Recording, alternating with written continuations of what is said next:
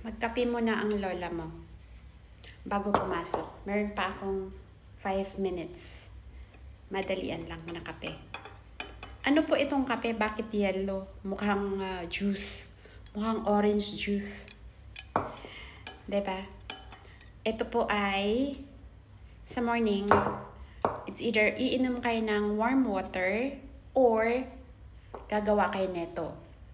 Ito ay turmeric powder, anti-inflammatory, at sinamahan ko ng cinnamon powder.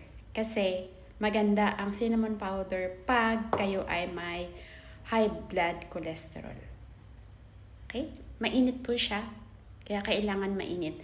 Kasi pag hot in the morning, nagpapatanggal po siya ng mga toxin sa katawan. At saka yung mga, let's say, kumain ka ng oil the previous days, kahit paano nakakatulong po ito.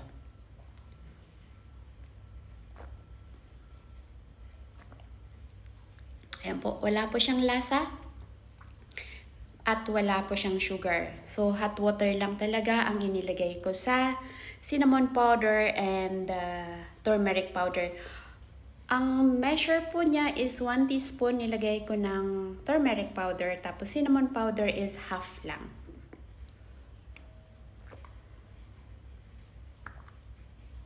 Maligam-gam na lang po.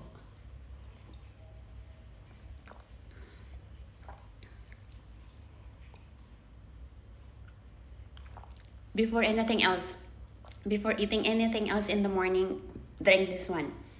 It's really helpful.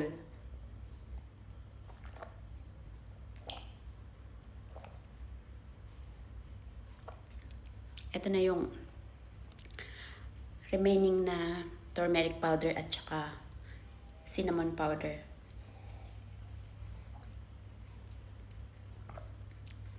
Look at that. So, sana po ay nakakatulong. Ingatan po natin ang kalusugan natin. Mahirap po magkasakit. Maraming salamat po.